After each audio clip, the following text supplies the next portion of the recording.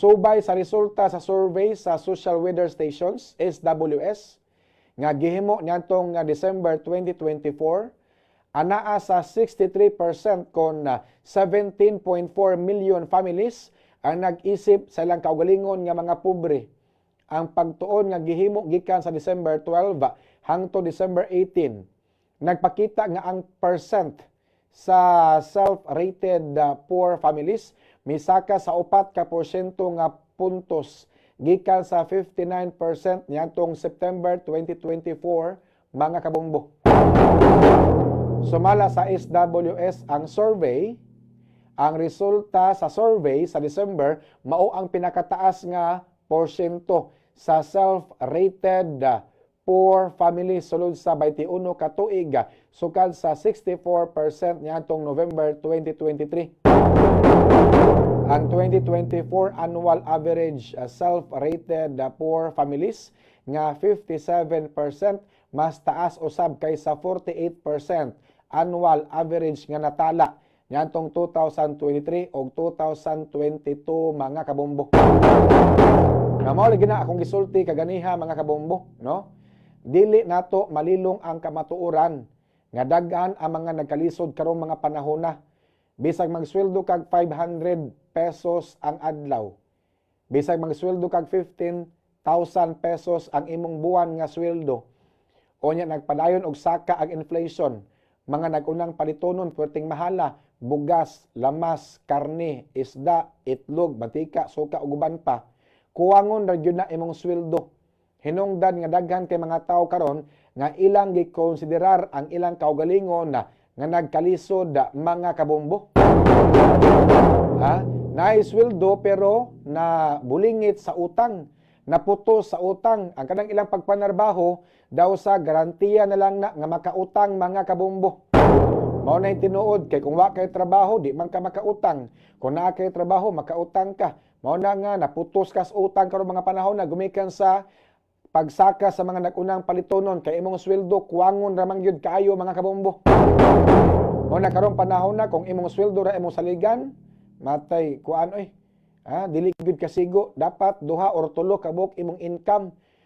Trabaho ka buntag, ang uban mga amahan trabaho buntag, inigagabi mag-drive pagabalabal.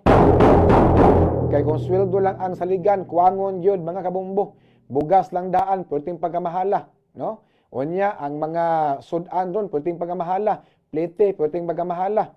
Kanang imong 15,000 nga sweldo, imong 15,000 nga sweldo sa usa ka buwan, kuwangon na, bounce mga bata, bayad sa tubig, bayad sa kuryente, abang pas balay, mga kabombo, bayad pas wifi, bayad pas turko, o uban pa mga bayranan. Mao na nga ang uban, mga kabombo, nabulingit na lang sa utang, maglisod og bayad. Kaya ang sweldo, kuwangon raman.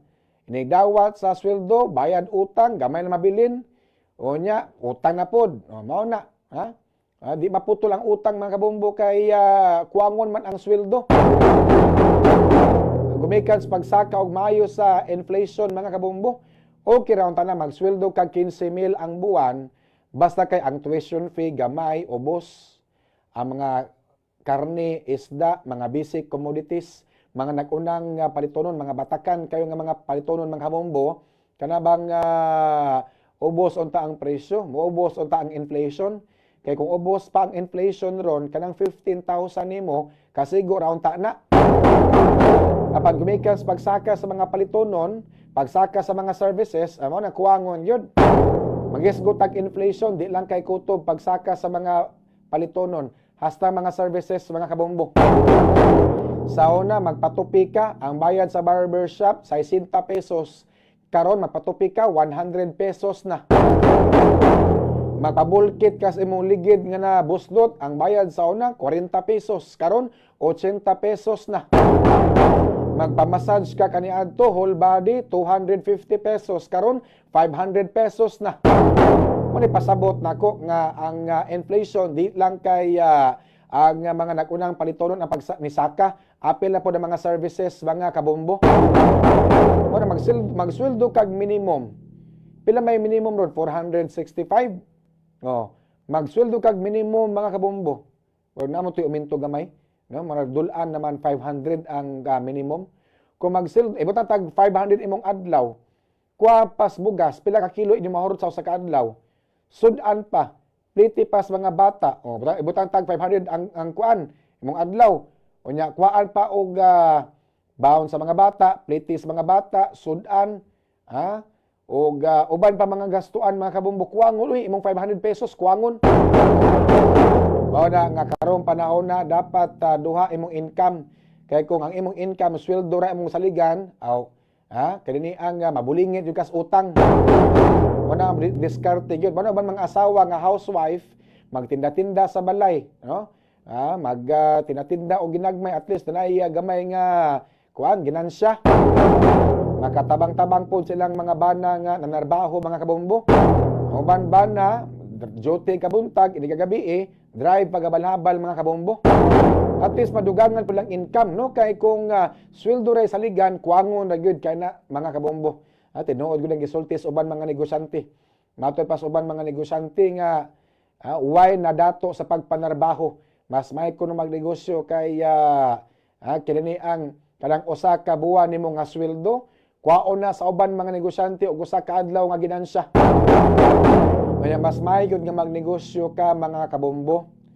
Kaya kung manarbaho manggod ka, matiguang ka, mo retire ka, kanang imong trabaho, di man na masunod sa imong anak. Kung mo trabaho ka, mabot ang panahon, mamatay ka, kanang imong trabaho, dili man na masunod sa imong anak. Mas maayo og negosyo. Kaya kung magnegosyo ka, maabot ang panahon, matiguang ka, mamatay ka, kanang imong negosyo, pwede man na nimo nga mapasunod nimo sa imong anak. Alas 8:41